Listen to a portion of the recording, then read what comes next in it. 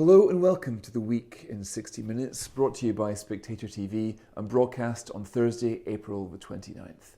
I'm Fraser Nelson, standing in for Andrew Neil. On this week's show, we're going to be covering the latest in the Downing Street psychodrama. Who's going to come out on top? Boris, Dom, or perhaps Carrie? Our political editor, James Forsyth, and Katie Balls will give us the latest. Then Douglas Murray and Kate Andrews will discuss whether Britain really needs a First Lady. Then we'll turn on to the far trickier question, not who leaked the second lockdown, but whether that lockdown was implemented on a false premise. Now we're going to be looking at the COVID in India question and then ask if Britain should be donating vaccines as well as ventilators. And then finally, looking at cyber warfare. We're going to be talking to Sir Richard Dearlove, the former head of MI6, about the new tools held by Russia and China and how much we should worry. All that to come in the next hour. But before we get going, we've got a new app which you can get from the App Store or on Android. It's got all of the Spectator podcasts, the blogs, the magazines, and for a special introductory offer, we're offering 3 months absolutely free, full digital access. The offer ends at midnight on Sunday, so you can avail yourself of it by going to spectator.co.uk/TV offer. And as ever, a special thank you to Charles Stanley, one of the UK's leading wealth management firms and sponsor of Spectator TV. Without their sponsorship, we would have no show to show you. They're one of the oldest companies on the London Stock Exchange. The Spectator is the oldest magazine in the world. We're delighted to be partners with Charles Stanley. Okay, to business.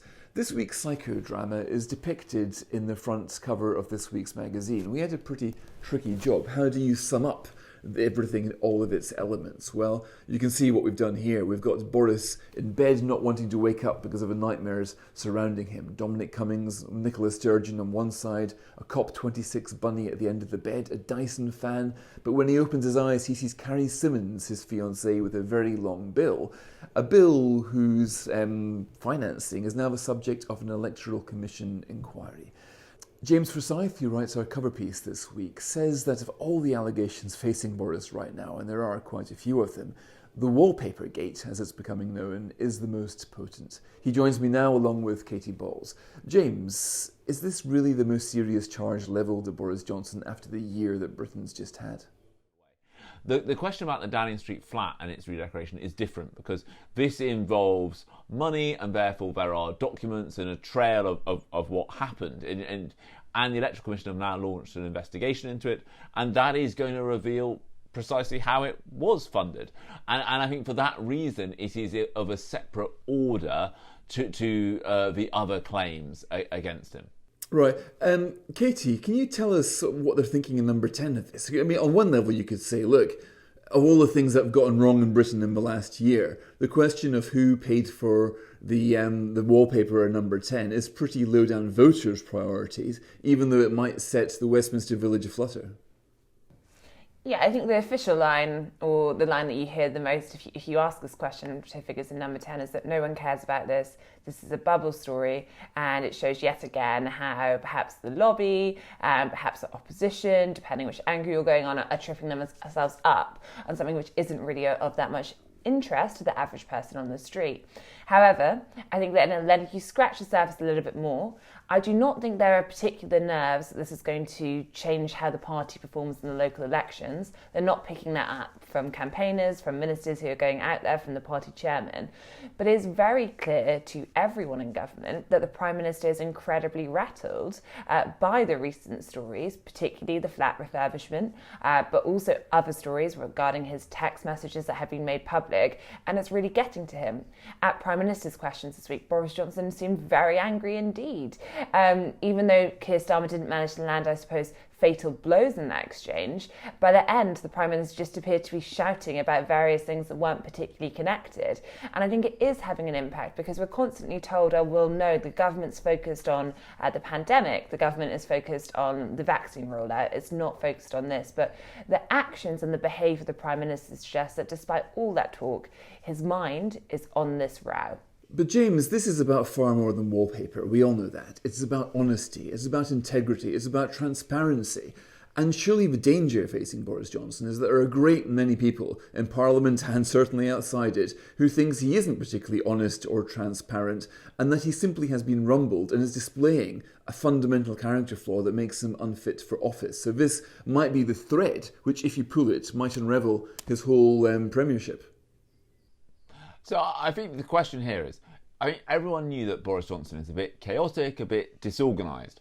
And I think if that comes out in the inquiry and that it's a late registration or this or that, then I think he will be able to, then I think that is kind of priced in with voters. But if it comes out and it looks venal, I think that would be very different and would draw a very different reaction from people. I think his defence will be, look, there's no taxpayer money involved beyond the £30,000 that all prime ministers are offered each year for the upkeep of the flat.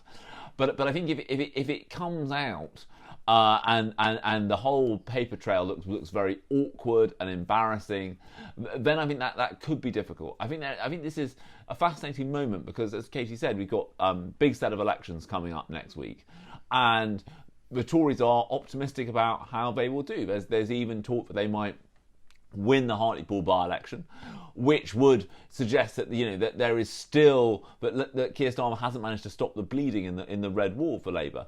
But there is no doubt that the biggest threat to this political realignment in England at the moment is the fact that its two principal architects, Boris Johnson and Dominic Cummings, have fallen out in this spectacular fashion. And they are now in what seems quite close to all-out war. And Boris Johnson, as the elected politician, is the one with far more to lose. Katie, what will happen next in this all-out war? Do we imagine that Dominic Cummings is sitting there with a lot more ammunition, a lot more quotes that Boris Johnson might have issued behind closed doors in moments of anger? Because certainly the one we had this week, the let bodies pile high rather than implement a third lockdown, that certainly seems to have got quite wide resonance.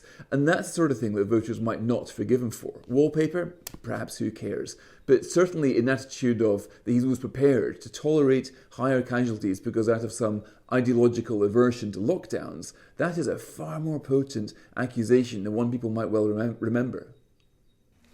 Yes, and I think that when we look at why we're currently in this psychodrama or the latest round of it, is because Boris Johnson made the decision to brief to the papers that he blamed Dominic Cummings for a series of leaks. And it was that drip effect of, it's not just the flat, it's not just one comment, it's not just one set of messages between him and a world leader or an entrepreneur on ventilators. It's the fact that you never quite know when it's coming that I think has really worn the Prime Minister down. And if you speak to allies of Dominic Cummings, they will say, well, how do you know every leak is Dominic Cummings? How do you know any leakers? So there is not an acceptance that it is, but there's also a sense that there is plenty more where that came from. Dominic Cummings was ultimately at the top of this government, some would say running it, depending who you speak to, for some time, and therefore had access to everything. Given this row is getting more toxic by the day, I think you could feasibly see more negative stories. I also think the fact that at the moment Dominic Cummings is blamed for every story, particularly in certain papers, gives others cover to come out with stories. But I think the date that should really worry the Prime Minister, and does, is the 26th of May, which is when we are currently expecting Dominic Cummings to appear before the COVID inquiry by the Science and Health Committees into the government's pandemic response. And this is one where Dominic Cummings in the past has not shown that he particularly loves parliamentary inquiries. He was once found to be in contempt of Parliament for skipping one on fake news. When he did appear in one during the EU referendum, he started the session by saying, just FYI, I've got a meeting at 4, so I can't stay later than that, which landed very badly. But this time around, in his blog, he's saying, I'll take all the time in the world, I'll answer any questions you want, I'll show you any messages in relation to it. I don't think that's because Dominic Cummings suddenly loves Commons inquiries. I think that's because he has a lot he wants to say. And the problem for Boris Johnson is, yes, we have anonymous briefings, but it's not too long before Cummings wants to actually go on the record. So James, in your cover story this week, you talk about meeting Andy Street, who's running for re-election as West Midlands Mayor. You spent some time with him. Your impression is that electorally things are going reasonably well for the Tories in the north of England. And if they can prove that the Tory effect has outlasted Brexit, has outlasted Jeremy Corbyn, then Boris Johnson, he might not quite have a get-out-of-jail-free card, but your analysis is that he will be able to say to his party, look, yes, my personal life is chaotic. Yes, I let my fiancée run up the mother of all bills for redecoration, but I can still win elections, and therefore you should still back me. Boris Johnson's relationship with his parliamentary party is transactional. Lots of Tory MPs had doubts about him in 2019, but they still voted for him as leader because they thought he was the only person who could get the party out of a hole that it was in. He's a winner, he's a campaigner. And I think the big question after the 2019 general election, when the Tories won that majority, was this a one-off? That Tory electoral coalition was kind of glued together by get Brexit done and fear of Jeremy Corbyn. Remove those two elements and would it all fall apart? And I think right now it doesn't look like it is, because one of the things Andy Street said to me is that, Brexit just simply doesn't come up on the doorstep at all now. Yet, the Tories still think they are in the good shot of holding the West Midlands majority. I think that suggests that this realignment is about more than just Brexit. I also think that the vaccine rollout is really helping the Tories. There's no doubt about that. If you look at the approval of the government's handling of coronavirus, it's now up to 59%. That's up from 30% last September. And 59% is where it was in April last year when we were still in the first lockdown. So I think the public's view has become much more positive. And I was very struck, and this I think has got to be the Tories' great hope for a set of election results that enable Boris Johnson to try and change the conversation is, I asked someone in the West Midlands and said, so who are you voting for? And they said, well, I've had my jab, as if that was an answer to my question. And I think Boris Johnson's hope will be a good set of election results will enable him to change the conversation. Now, I think we should caveat that with the fact that this Electoral Commission inquiry, I suspect, will take time. And when it comes, it could actually come at a much more politically inconvenient time for Boris Johnson. But I think the crucial thing to focus on is that Boris Johnson's strength and weakness, in a way, is just how transactional his relationship with his parliamentary party is. As long as the Tories look like they are winning, then I think Tory MPs will be prepared to stick with him. Katie, in your piece for the magazine this week, you look at the sheer rate of churn in 10 Downing Street, how very few of those who walked in there with Boris Johnson are still there. And in some ways, the most senior communications official is his fiancée, Carrie Symonds. For a long time, he has tried to keep her out of the news. He hates it when she gets mentioned. But right now, not only is she on the cover of The Spectator, but she's right at the centre of this story, at the centre of the Electoral Commission's investigation. So do you think from now on, Carrie Symonds is going to be very much a figure in the story of the Boris Johnson government? I think that is true. I think that she is becoming a figure of increasing importance. I think perhaps of importance for some time, but as you say, I think what's changed is it's much harder now for Downing Street to say this person is irrelevant. They are not, as they've said, they are a private individual. Yes, they are a private individual, but the fact is they are an active player in what is a scandal, which is going to run on for some weeks and months to come, involving this flat. Now, that means that I think we're going to keep seeing that person being written about. And then I think when it goes to number 10 staff, we have had a situation where, as you touch on, it's not just Dominic Cummings, other Vote Leave people such as Lee Kane. We've also had James Slack, not a factional figure, who was briefly Director of Communications, highly respected. You've had Allegra Stratton, who was supposed to be the Prime Minister's spokesperson, who also has been moved to a different role. And I think that these are just a handful, but there's more where that came from. And it is creating this sense of churn, but also we know this Prime Minister takes a long time to trust people. And I suspect the events of the past week or two, perhaps the past few months, will not have helped with his sense of trusting easily. And that means who in that building will he actually listen to, will he confide in? The cast of this is getting smaller and smaller, and that means Carrie Symonds is of increasing importance. Katie and James, thanks very much. Well, the role of Carrie Symonds is looked at by Douglas Murray in his column for this week's magazine. He says that she's increasingly becoming like an office for the First Lady. Do we necessarily want to go down an American route? He joins me now, along with Kate Andrews, our economics editor, who's got a bit more sympathy for the idea. But Douglas, first of all, I mean, surely what we need is a recognition that things have moved on, that of course politicians' spouses are going to be important to them, and Carrie Symonds is always going to be influential to Boris Johnson. Is it so bad to simply acknowledge the fact? Well, I suggested at the beginning of my piece that it's not a very good arrangement in America. that having an office in the East Wing of the White House, which is the office of the First Lady, isn't an entirely comfortable fit in the US. It makes American politics less like a democracy, more like a court, in which you don't only have the First Lady, or perhaps at some point in the future the First Husband, but all the encumbrances of the first children and much more. You have First Ladies proposing legislation. You had this in the 1990s with Hillary Clinton, an exceptionally uncomfortable moment when the spouse of a president is proposing legislation for the country. Nobody elected her at that point. They did subsequently. Nobody elected her at that point. And there's something extremely uncomfortable about this, that somebody should effectively get power simply by the fact that some decades earlier they were fortunate enough or otherwise to marry somebody who ended up becoming the president. Right, but not everybody can be a sort of silent Dennis Thatcher. I mean, you don't need to give Carrie Symonds legislative powers, but surely a bit more formal support would have avoided this mess in the first place. And what we're surely seeing is problems arising from a lack of support given to the office of the Prime Minister's spouse, or the lack of. Well, she has had formal support. She has had a £100,000 a year Director of Communications paid for, based in Downing Street, to give her advice. That's an extraordinary situation to be in. I don't believe that Dennis Thatcher ever benefited from any such munificence. In recent decades, in fact throughout history, the spouses of prime ministers in the United Kingdom have actually tried to audition to show they do not have influence. Dennis Thatcher, as you referred to, very successfully portrayed himself as a sort of silly old buffoon, precisely to go under the radar in this way. Sherry Blair, who is of course an extremely distinguished and successful barrister in her own right, was constantly having to demonstrate during her husband's time in Downing Street that she was not mixing up her professional and her personal life. And I suggest that is quite as it should be. We do not have first ladies or first gentlemen. We have not had first girlfriends before, and it is very desirable for our country that that remains the case. Kate Andrews, perhaps Britain then is the model that America should follow and not vice versa.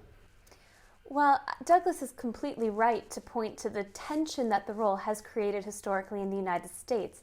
When George Washington's wife, Martha Washington, was first dubbed Lady Washington, people felt very uncomfortable about this. It rank of nobility, and that was exactly what America had just fought to get itself rid of. So the title itself has actually been contentious, really going back all the way in American history. But I would argue that perhaps it's the best of a bunch of bad options, because in reality, I think it's true, certainly true in America, but becoming increasingly true in the UK, you have to have something to do if you are in one of these positions. We no longer live in a society where women are just automatically going to do the domestic job. And in America, we have not yet had a female president, so it's always been a woman who's been in this supportive role. And I think that's become more formalized and possibly in a positive way. Douglas mentions Hillary Care there, and I think it's almost the exception that proves the rule. Hillary Care was a disaster. It was seen as a huge overreach of the First Lady when Bill Clinton appointed her to be chair of that health reform task force, and it completely failed. It never properly got off the ground, and I think a large part in that was a feeling that was not the role of an unelected, far less accountable person to be taking on. If the president wants to reform healthcare, that's one thing, but if their spouse wants to do it, that's quite another. The other initiatives that we've seen from First Ladies in recent years are indeed fundamentally rooted in politics, but they tend to be something that's more on the sideline that feeds into the president's agenda. And at the end of the day, the president, of course, is still responsible. And I think in 2021, if you are a man or a woman in the US or the UK supporting the president or prime minister, there's a very real chance that you've stepped away from your own career. We saw that with Michelle Obama. We saw that with Hillary Clinton. And here in the UK, Carrie Symonds was doing her own job. She was came up through the ranks of the Conservative Party, was working for Bloomberg. She's somebody who's going to want to be involved in some capacity. Formalizing that, I think, is a much better option than what we've seen over the past few months, where because it is completely informal, it gets very, very messy, but also you can't hold her or anybody else to account in the same way you could if all of this were formally on the record. May I just ask, though, Kate, if that's your contention, how could this situation be improved? How could the first girlfriend be more accountable if she had a larger office with a bigger spend? How would we hold her accountable? Well, the idea is that what she would be doing wouldn't be behind the scenes anymore. It would be public, and everybody would be able to say, is this feeding into the Prime Minister's agenda? Does this feel right? Is this what the Prime Minister was elected to do, and this sideline project has been given to his fiancée? I think you would have more accountability there, but I think one of the problems... But how?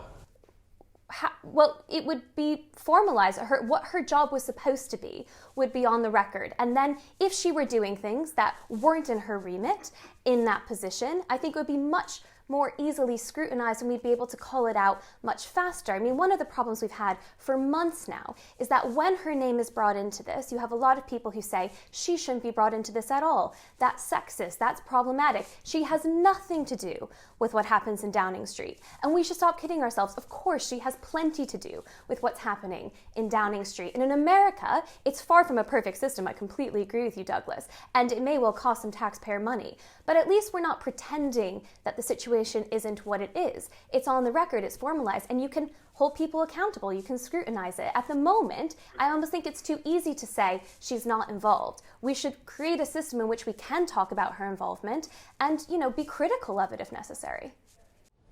Okay, but can I ask a brass tacks question in this situation? Let's take an example I give in the piece. 2020, there is a proposed badger cull because farmers and others in the UK have a particular problem with badgers. Carrie Simons apparently persuades her boyfriend, her fiancé, the Prime Minister, that the cull should be stopped, and he does stop the cull. Now, that's against a lot of expert advice, and I'm told that one of the communities that suffered from this decision was the hedgehog community. Now, as it currently stands, there is no accountability for Carrie Simons for this decision. But I do not see, and I'm yet to be persuaded, that were there a formal office of the first girlfriend in Downing Street, there would be any more accountability. What would we do? You can't chuck her out. You can't say to the Prime Minister, I'm sorry, you've got to get a different first girlfriend. You've got to fire this one. He may want to at some point, but we can't tell him to do that. It's not in our remit as voters. In the United Kingdom, if you want political power, you've got to stand before the electorate and offer yourself before the electorate. There is no other way. That is one of the principles of British democracy. It was one of the principles that drove our vote to leave the European Union, accountability of the elected to the electorate. And the proposition that on top of the elected you get spouses and in time children, and in America we currently seem to have a sort of informal position of the niece of the vice president, I suggest if people want power in Britain, there's only one way to get it and to wield it, which is to first put yourself before the public and see whether they like you or not. Douglas, I don't disagree with your broad assessment, but I think you're almost asking a different question, which is whether or not the Prime Minister, who is the leader, with whom the buck ultimately stops, is being influenced by the right people under the right circumstances. And that is really a question for him, because he shouldn't allow himself to be swayed, especially if the evidence isn't in favor of a decision that he's making. But I think you can tackle that and also separately say that in 2021, it might make sense to formalize these processes more so that people have something to do, more to do when they're in Downing Street and often have to give up what they were doing before. But also crucially, so if they step out of that remit, it's much easier for the media to come in and scrutinize that, which I think has actually been very, very difficult, possibly up until the past week, over the past few months. Douglas Murray and Kate Andrews, thanks very much indeed. Now, one thing the row is so far missing is what people have been talking about who leaked the second lockdown. But another question has been enlivening the scientific community. Was the second lockdown necessary? In fact, were any of the lockdowns necessary to force infections into reverse? Every single one of these lockdowns was justified on the grounds that infections were rising quickly. But if you have a look at the data coming out now, it seems as if that wasn't the case after all. I'm joined now by Professor Simon Wood at Edinburgh University, who recently completed a study into this, and by Professor Tim Spector from King's, whose Zoe app has been collecting all kinds of COVID information, including infection levels when they peaked and when they started to go down. And Professor Wood, can I start with you? Tell us a little bit about how you have reconstructed the story of our recent COVID past and what you found when you did so. Okay, so what I did was to look at the data on the number of deaths daily from COVID, and then simply tried to back calculate to when those people must have been infected on the basis of the published information on the distribution of time from infection to death, so how variable that is. And there are several reasonable papers on that, and I tried to take into account the uncertainty associated with it. So you can do that kind of backcasting, if you like, and work out when people were infected who then sadly later died. And if you did that in the first wave or at the second or third lockdown, what you tend to see is that it appears that that cases were coming down somewhat before the full lockdown was called. And indeed, if you then try and compute the R number associated with that incidence rate, that also appears to be below 1 before lockdown. And the reason for looking at deaths is because deaths really are, what they say they are, that you don't have this problem of somehow working from an unrepresentative sample. The deaths are pretty much a census of what happened. And also with that duration information, there's reasonably good information available. And so those do seem to be two reasonably good sources of information with which to try and infer what was going on. Right. Tim Spector, your Zoe app has been collecting COVID infections data in real time. Does that sound right to you, what Professor Wood has just outlined? Well, we started collecting data on about the 24th of March last year. And so we weren't really in a position to mark the exact timing of the first wave. But on the second wave, you had quite a lot of data by then. The second wave we did, and there's no doubt that according to our data, it had already started, we'd passed the peak before lockdown. So it was already going down when the official lockdown came into play.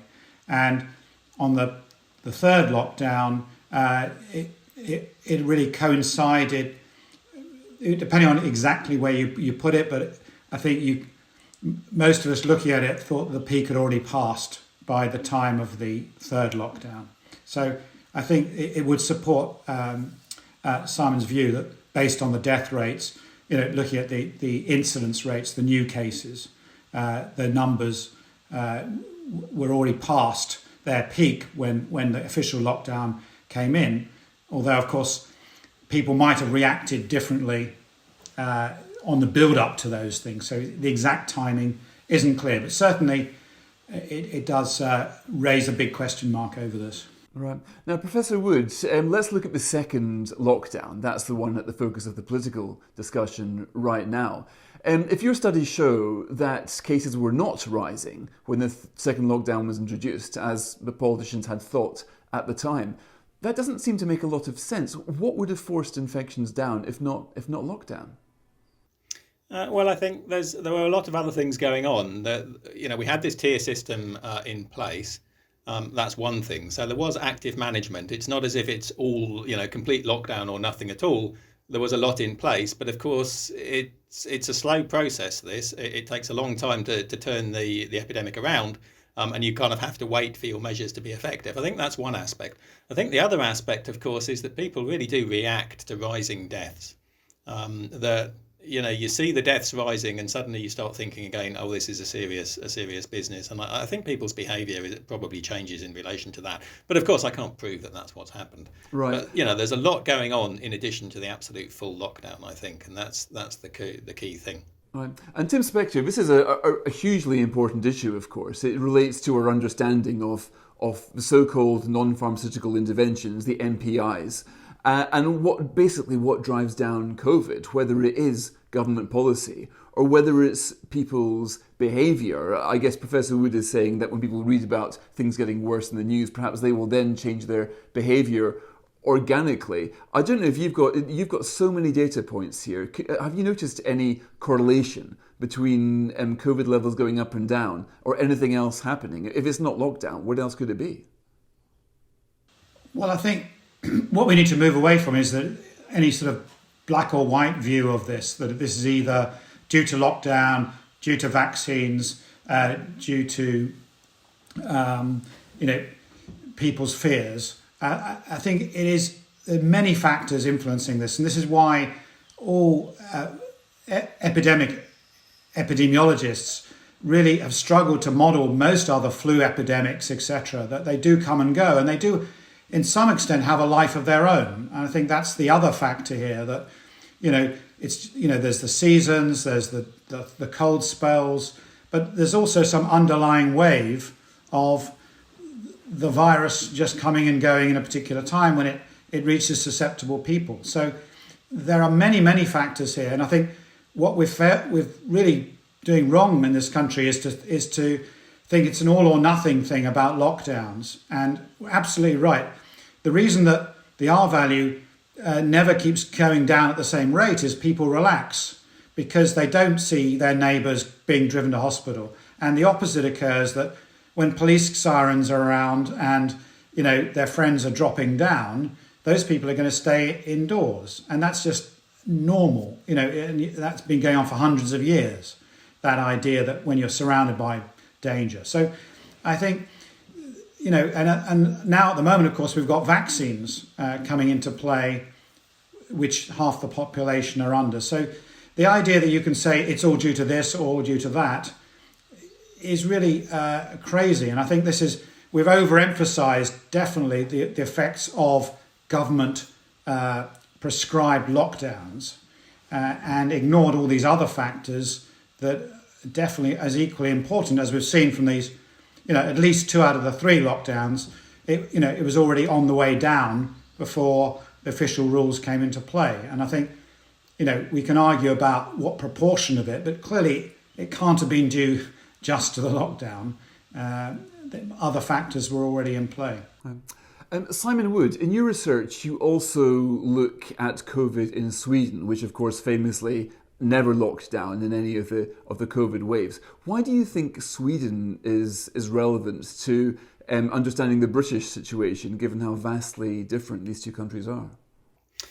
Well, I think there's a couple of things to say there. I mean, one is Sweden tends to get discarded as some sort of outlier, but really it's the only place that did the experiment and did something really, really different as a Western European country. Now, of course, it is different in many ways to the UK, but on the other hand, it's also similar in some ways, that the densities in Swedish cities are not that different to the densities in UK cities. They do have large immigrant populations and so on. So I think the thing about Sweden is simply that, there are things there that are very, very puzzling. If what you require is complete prescriptive lockdown in order to bring the epidemic under control. It's puzzling that the catastrophe widely predicted in Sweden simply never happened. That if you take the same models that predicted, really bad outcomes in the UK, they predicted also extremely bad outcomes for Sweden, and those things didn't materialise under the Swedish policy. So I think there are some questions to answer there. Now, you can't simply say, what they did in Sweden can translate easily to the UK. There are big differences, and they will be part of the difference. But I think you also can't ignore what happened in Sweden. Tim Spector, what do you think about the Swedish example? I mean, obviously it's strange to compare any two countries in this epidemic right now, but if it were, going back to your point about how the potency of government lockdown measures or NPIs, non-pharmaceutical interventions, if they're overstated, then does, for example, Sweden tell us that the power of people's changing behaviour is the deciding factor? It might have been over there. Absolutely, and I've got Swedish colleagues, telling me what was happening on the ground, and we do have about 80,000 people from Sweden logging, also telling us what's going on the Zoe app.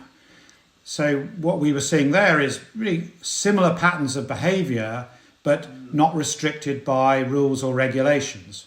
People would just react normally to when they were told the infection levels are high or low, and they would act appropriately. And that's probably why we saw no great difference to what was happening here, or actually slightly less.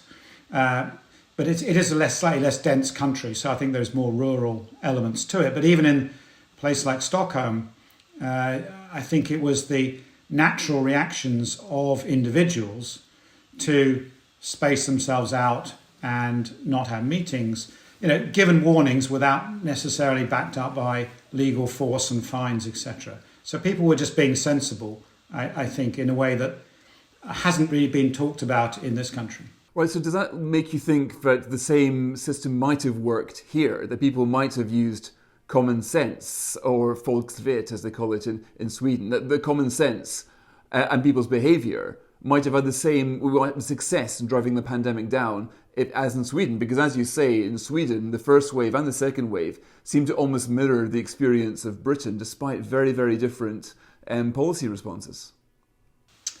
I think that's true in general. I mean, I think there are going to be exceptions in some areas. You know, we do have some perhaps denser, more deprived areas of this country compared to Sweden, where it might have been difficult to control things. But I think it's all about giving people the information locally and making them feel they had they were in control of it.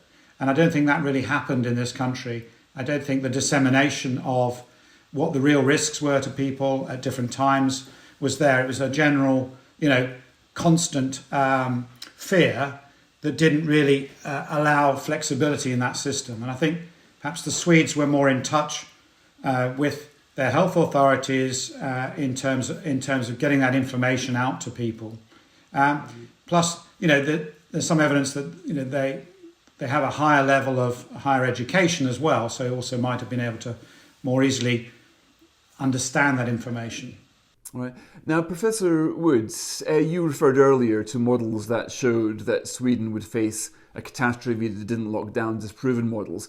That, I don't know if you're referring to the Imperial College modelling, but certainly there was a paper from Imperial that came out in December that made a very striking claim that Britain, as we all know, was about a week, 10 days later than the rest of Europe to lock down the first time around. Now, Imperial College's studies suggest that delay led to extra 20,000 deaths, avoidable COVID deaths in Britain, because under its modelling, the number of infections rose exponentially right up to lockdown on 23rd of March, and then it collapsed instantly. That was a model given lots of publicity. Now, you've looked at that model, and tell me what you make of it.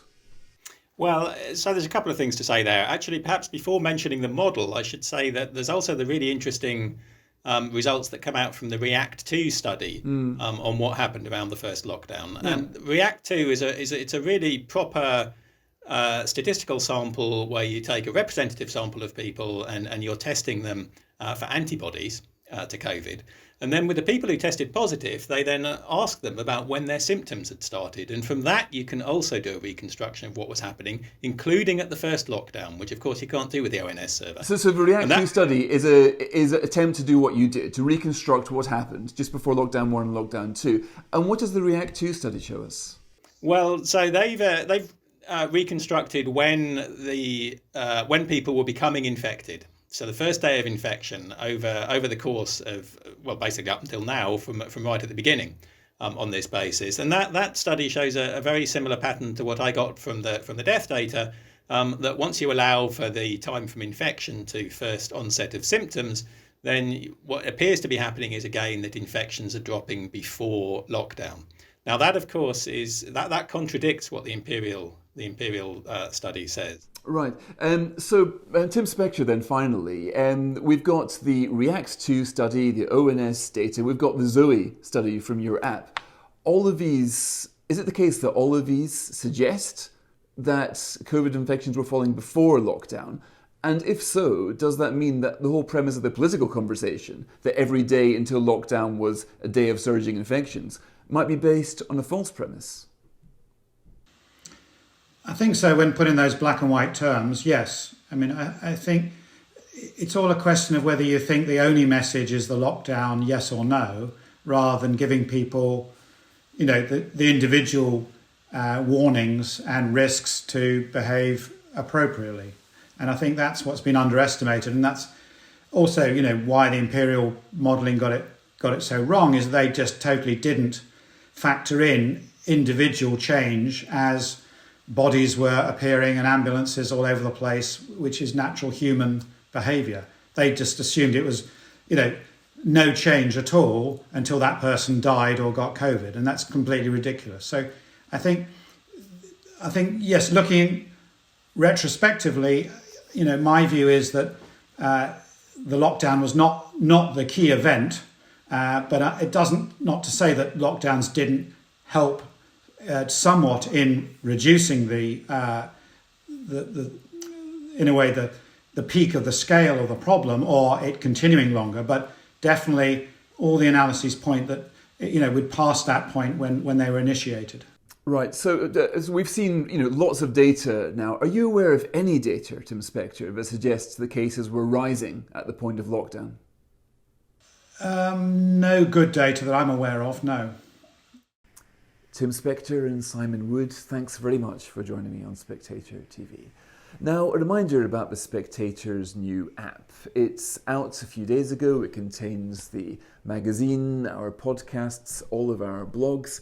We're offering it free of charge for a 3-month trial period. So if anybody wants to try out that app, it's on the iTunes Store. It's also on Android.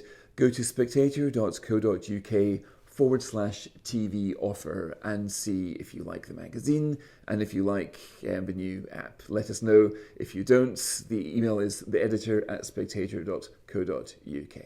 Next, onto COVID in India. The situation there is getting far worse, and although India is the world's largest producer of the AstraZeneca vaccine, its factory there is running into big problems, which raises an interesting question.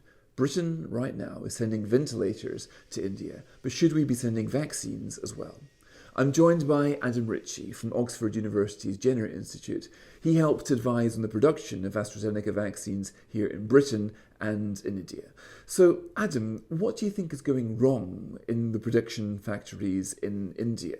Why are they encountering these difficulties which we seem not to have hit in Britain? So, I can't speak for the Serum Institute being an employee of the University of Oxford and really speaking here in my own capacity.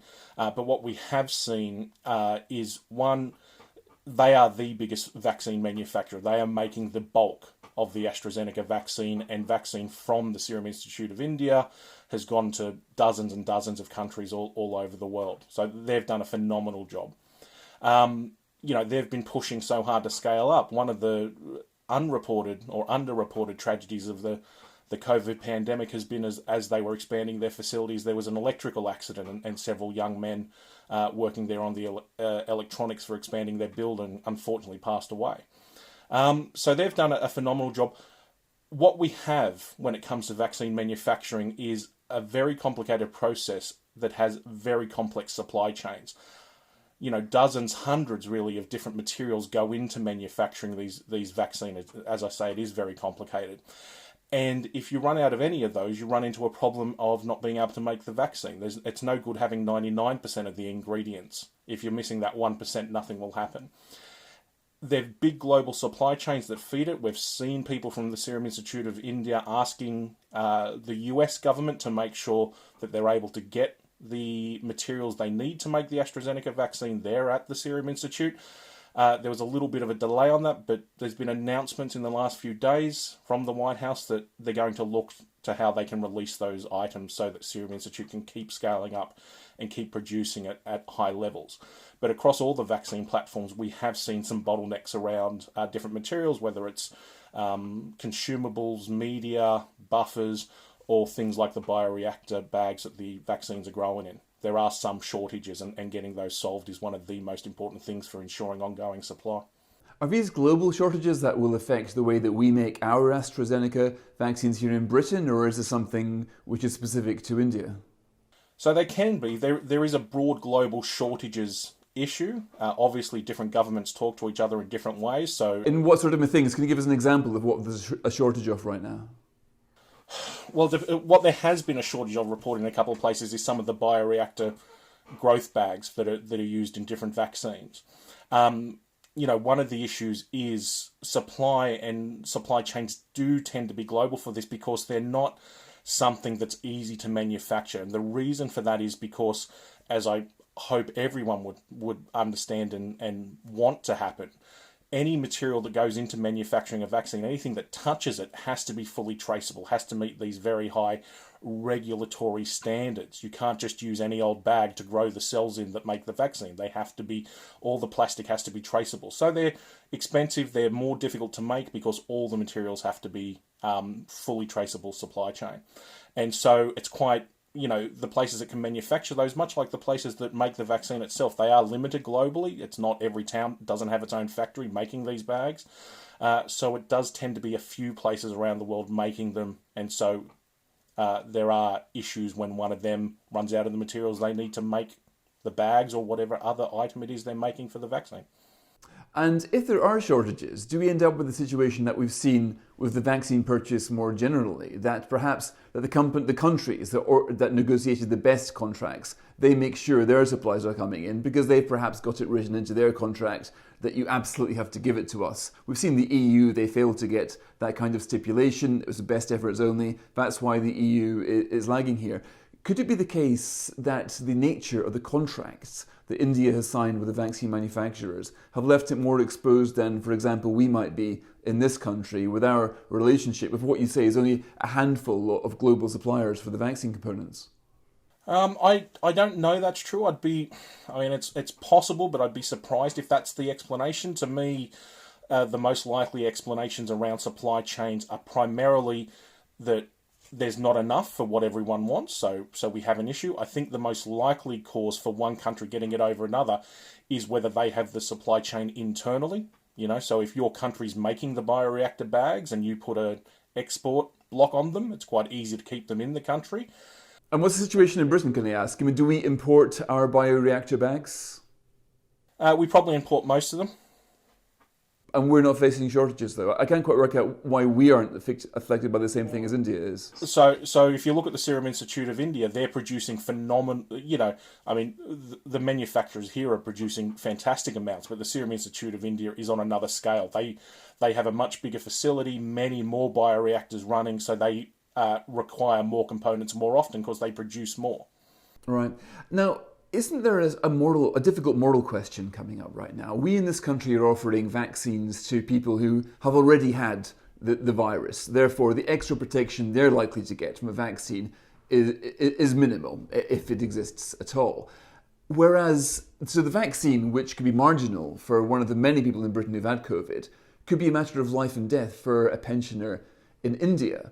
So does this not raise ethical questions about our obligation to India and whether we might be able to perhaps say to this country, look, if you've had the virus, you don't need to come forward for the vaccine, and we can see if we can send a little more supplies to the Indian people who are literally dying for the lack of vaccines?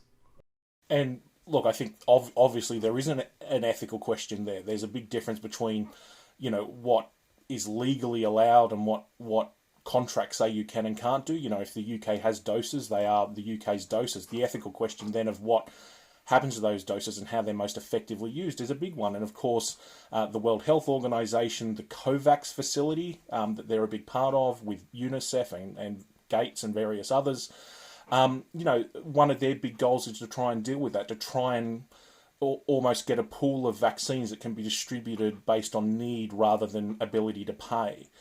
Now, there is that ethical question there. I'd love to say that I think humans are very good at being rational about these things and going, yes, we will share our resources and those things, but I haven't seen it happen with many other things. There's some of it happening here, but not as much as we'd like. So there is an imperative to go, if we've had enough vaccines, if our high-risk groups are vaccinated, then maybe, yes, vaccine doses should be going to India, or, 3 months from now, what's happening in India may be happening somewhere else in the world, sort of thing. So preparing for that. For those of us here at Oxford who are involved in the setting up the manufacturing process and working with AstraZeneca and others on that, this was always a big problem we saw coming. The best way we thought to deal with that was this sort of distributed manufacturing. That's why, there's over a dozen countries now, or about a dozen countries that are manufacturing the AstraZeneca vaccine. That way you have different vaccine supply chains in different places. So if one didn't work, that can impact that area a bit more. But what it does hopefully mean is that, all the doses don't just go to the UK, the EU, and the US and other wealthy countries that can just afford to pay the manufacturer the most. Right, so you're saying that right at the start of this, then you and your team envisaged the scenario, hardly hard to envisage, where we would vaccinate all of our at-risk groups, and then there'd be questions as to whether there'd be other poorer countries who would need it to save lives, whereas we might be pursuing it to for slightly different reasons, put it that way. So what I'd say is we thought at the start, what the most important thing in our driver is always getting vaccine into people's arms. That's, how many lives can you save? How can you open up society again by getting vaccines to people? And one of the things we did see was the potential that countries where vaccines are being manufactured would hold on to those vaccines, use them in very low risk groups, or even hold on to them just in case they're needed, rather than them being fairly distributed. What we've done hasn't made it perfectly fairly distributed, but it's worth noting that the AstraZeneca vaccine is forming the backbone, and most of the doses that have gone out through COVAX have been that vaccine, and the bulk of them produced at Serum Institute and a few other sites around the world.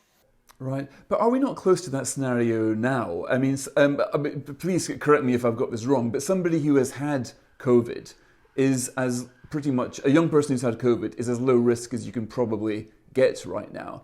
And yet these people are being offered vaccines in Britain where that vaccine could save a life of an Indian pensioner. Yeah, and that's where that moral question sits. The question is, how happy are the electors or the people of the UK for that to happen? And you'll hear different views on that and different ethical standpoints. That some people feel we need to protect people here the most since we have the vaccines. Others would like to see them shared more equally globally. And it depends on where you sort of see the ethics of that situation.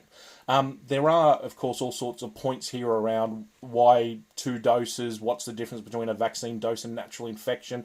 It may very well be that having a vaccine offers longer protection than natural infection, and it may very well be that having 2 doses of the vaccine offers prolonged protection over multiple years, which will be quite important. For instance, it would not be overly useful or it would be not a great thing if the first doses of the vaccine gave us good immunity for a period, but then if we didn't take the second dose, that immunity waned off so that suddenly we needed another 2 doses a year from now or something like that. These are things that the data is starting to tell us about. How long is the immunity? How long lasting? What's it made up of? Antibodies, T cells, different parts of the immune system.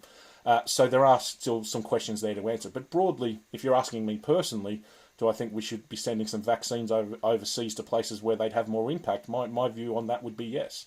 The Jenner Institute primarily works on diseases that of the developing world, of low and middle income countries, diseases like malaria and Ebola and things like that, rabies. And so, we're always looking to roll out vaccines that can save the most lives, no matter where those lives are. Is it the case that Britain originally just envisaged getting vaccines to cover the at-risk population? I seem to remember Kate Bingham talking in those terms right at the start of the programme. I don't think you'd have to ask Kate and the ministers about exactly what their thinking was. The plan at our end was always just, because once you're making it, you can keep making it. The plan at our end was just to make as much vaccine as we can in as diverse a bunch of geographical locations as we could.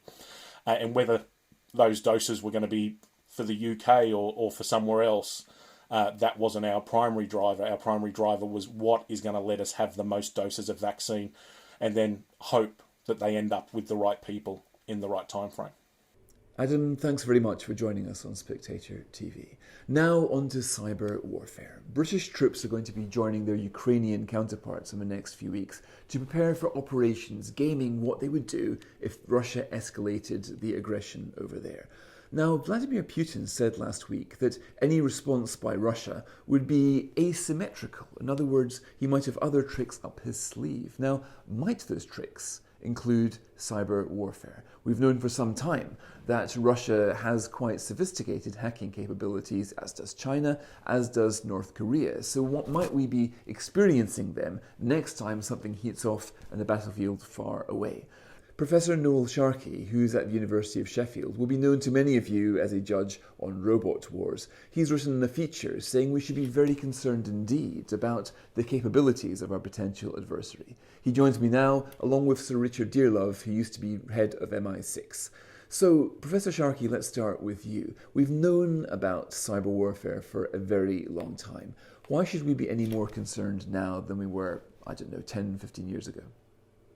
Well, quite a lot has happened, in fact. I mean, we know about, for instance, ransomware attacks on our hospitals, on our schools. Those are all hacks.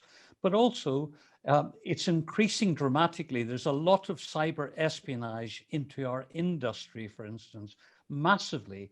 People are repelling hits all the time. And we really need to do something more than we are. We need to educate the public more about password security, for instance, because we're pretty insecure, I would say, generally in the civilian world. Right, but is that strategic? I mean, for example, if things were to heat up in Ukraine, is there any serious risk that Putin or forces sympathetic to Putin might switch the lights off in Aberdeen or something like that? They could do. They've demonstrated that kind of capability. We now have according to the new Defence Review, we're developing cyber warriors or cyber force, but that's not going to protect civilians so much. We don't have, one of the problems I have is we don't really have contingency plans, and the ransomware attacks have demonstrated this really clearly to me, where ambulances are knocked out and hospital records, and we can't access patients. And it's possible as well, because we use so many Internet of Things devices, and by that I mean the likes of Alexa or even internet toothbrushes, or trivial things really. Our heating systems, for instance, use these Nest controllers that are controlled by the internet. Those are all very hackable. And what you can do is, once you can get in there, because people don't change the password, and also passwords are being stolen and sold large scale on the dark web and things like Joker Bazaar. So we have all these insecure devices. And once you get into one of these devices, you can use that to recruit many more. And then you have this idea of a DDoS attack, distributed denial of services attack, that brought Netflix, The Guardian, Twitter down last year. And so how can we stop this? And having a cyber force in charge of our security is insufficient. What we really need is a national program of education about how my toothbrush, I don't have an internet toothbrush because I think it's ridiculous, but my internet toothbrush, if I had one, could cause real problems for security in this country generally.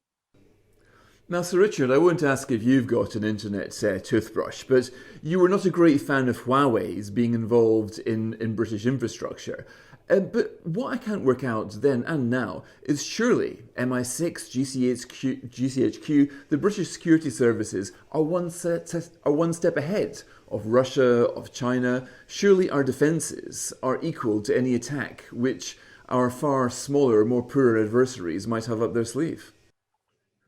Well, I'm not sure that that's true. I mean, the problem that we have in the UK or any advanced liberal democracy is, as Professor Sharkey has already emphasized, is that we don't have sufficient ability to control the civilian infrastructure.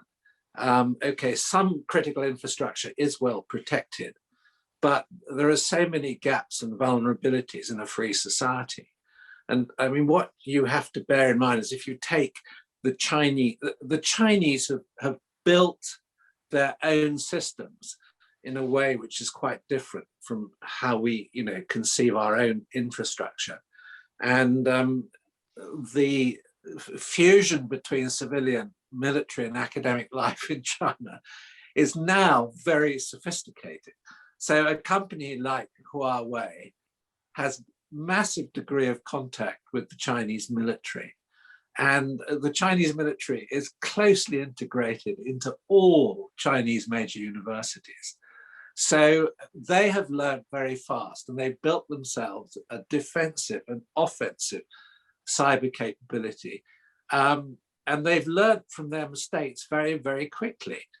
There's a concept in SIGINT, or collection, which is called shaping the environment, i.e. building architecture which is favorable to your strategic objectives.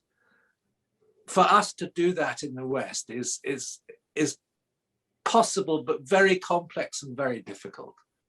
But for the Chinese to do that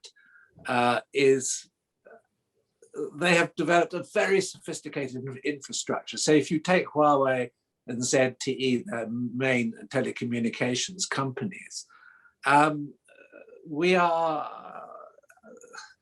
if we use their equipment, we become vulnerable to the sophistication of their architecture. I think that's the best way that I can explain it. Right.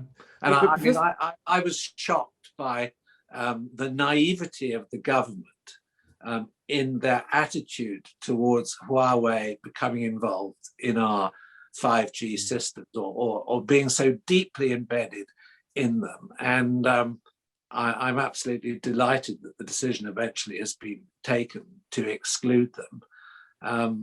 We will over time, I mean, it's not a simple issue, you can't just close the door, but we will reduce our vulnerabilities undoubtedly. Mm-hmm. So Richard, when you were learning your spycraft, it was relatively straightforward. You knew who the bad guys were, you knew if they were doing something bad and where. But now, when you try to trace the origin of cyber attacks, I remember a few years ago, one of them, which was regarded as North Korean cyber attack, was traced to an internet cafe in Brighton. Now, almost certainly it wasn't organised from there, but it's very easy to disguise your origins, very difficult to retaliate if you can't be completely sure where the attack came from in the first place. So surely the asymmetricality that Putin refers to is not simply the fact that he might have capabilities that we lack, but he would be able to use methods of concealing that would make it very difficult for us to work out who we even direct our return of fire to. Well, I think attribution is a significant problem, but I mean, when this problem, let's say over time accumulated a significant profile, I think some of the early cyber attacks, the tradecraft behind them was reasonably poor, and attribution was more straightforward and easier. But the Chinese, as it were, learned a lot, let's say, from Snowden's revelations about what the West's capability was. And in fact, they've much upped their game. They're much more sophisticated now. And there are ways that you can, as it were, divert your attack to other people's servers. And obviously the internet cafe in Brighton is a typical example. There's no way the attack came from there. And you remember that we have this capability ourselves. And it is an important way of collecting intelligence on strategic targets. But when you look at the way that the Chinese have upped their games, you have to up your defensive sophistication to keep abreast of the problem. And I mean, in a way, it is a type of arms race. And I think one of the problems is that there is very little international agreement at the moment to, as it were, prevent this constant escalation. I mean, Obama did a deal with Xi Jinping briefly, which was signed, I think, in Seattle during that famous visit. But, whether the Chinese have respected that is an open question. Whether the Americans have respected it is an open question. And at the moment, we're upping the game, we're upping the sophistication. And I think one of the problems that we've got in the West, that we don't have the sort of authoritarian control of resources to match the massive effort that the Chinese are putting into this. I mean, the third and fourth People's Liberation Armies are largely devoted entirely to this cipher issue and China's cipher capability. But there's one important thing to remember about this is, why do the Chinese want to shape their environment, their electronic environment? It's actually not us they're worrying about, it's their own population. So the primary objective of China's cyber capability is control within their own country. And their offensive capability is an extension of that control. Right. So, Professor Sharkey, that's the problem, isn't it? There's simply asymmetricality of rules of engagement, and they simply will do things which we wouldn't do for moral, ethical, or legal reasons. So, no matter how good our technology might be, we'd never properly be able to deploy it or defend it simply because they're using piracy rules and we're not pirates. Well, I wouldn't like to take the moral high ground too much here, to be honest. And I think Sir Richard could testify to that, though I doubt he will.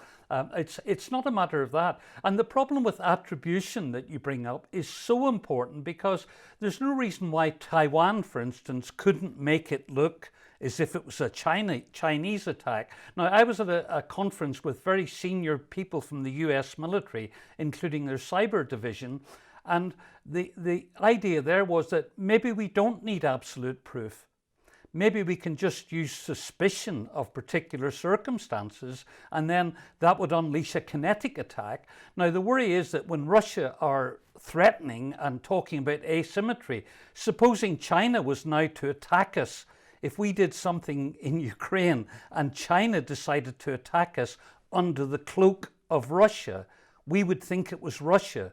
And that is this. It's just getting out of hand. And one of the big problems is, as Sir Richard just said, was a complete lack of international regulation. I mean, Antonio Guterres at the UN 2 years ago brought this up and said we really desperately, urgently need new regulation. But nobody's taking it up. And I would like Britain to step up, really, and push on this because we're not that strong and we need to be pushing on it. And you know, the International Committee of the Red Cross, who look after the Geneva Conventions, etc., say that there are laws that the laws of war, IHL, and IHL dictates that you cannot attack civilians. You must discriminate in an armed conflict. Now, IHL only applies to armed conflict. What if it's not an armed conflict? We don't have international regulations for that. Whether or not you think people will obey them, that's not the matter. We have speed limit on our road and most people break it, but it's a bit of elastic that kind of holds us back from going too far. Okay. Sir Richard, one final question to you. We've seen recently that the MI5 is being involved in a leak inquiry, apparently. What do you think of this? The intelligence agencies being brought back to find out which special advisor briefed what to the press. This typically hasn't been the job of our intelligence agencies. Well, I mean, leak inquiries have a sort of very varied history in the UK. I mean, in a way, it's quite sensible perhaps to use the resources of MI5 if it's politically important and, you know, one needs to pin something down. Well, I'm not quite sure what the drift of your question is. Well, I'm just wondering, in your day, I bet you'd be quite surprised if somebody picked up the phone from number 10 saying, look, we reckon somebody briefed it to the press. Would you guys in MI6 please kindly tell us who did it? I mean, you wouldn't have got... Well, MI6 definitely doesn't do that sort of thing. I mean, you know, we are an offensive intelligence agency. But I mean, in the past, retired senior MI6 officers has been used for leak inquiries. I don't see anything particularly surprising about that. I mean, they're usually driven out of the Cabinet Office, leak inquiries. And I think even when the resources of MI6 haven't been publicly announced as being used, they're possibly using a couple of MI5 officers to help, who are, you know, professional investigators, therefore know what they're doing. But there's one important point that we've left out of this discussion about attribution. And of course, it's the importance still of human source intelligence. Because if you want to be clear about what the Chinese are doing and you can't work it out through technical attribution, if you have a source buried in the right place, you know, in the right bit of the People's Liberation Army, you can get most of these questions answered. And of course, that's one of the reasons why Snowden was so damaging, because he did, as a human source, betray both to the Russians and to the Chinese, you know, massive areas of American and actually British capability in the areas of SIGINT. We are to an extent fortunate in the UK because of our sophistication and the depth of expertise that rests in GCHQ, but it's a fantastic asset which is being diminished in value for the reasons that we've explained a little bit in this discussion. Right, so Richard, you're basically saying we can get somebody on the inside in the People's Liberation Army or North Korea, and they can just basically tell us who did what. I think that one of the ways of understanding what the capability is being aimed at us. It's a combination of your technical knowledge and your human coverage. If you can put the two together, you get a reasonably complete picture. Richard and Noel, thank you very much indeed for joining me. Now that's it for this week on Spectator TV. I'd like again to thank our sponsor, Charles Stanley, one of the oldest firms on the London Stock Exchange and one of Britain's leading wealth management companies. Now, if you'd like to give some feedback on Spectator TV, we're always very pleased to receive it. You can also like or subscribe to the channel if you want to hear from us again, which I would hope you do. Thanks for watching, and thanks very much to Max Jeffrey, our producer.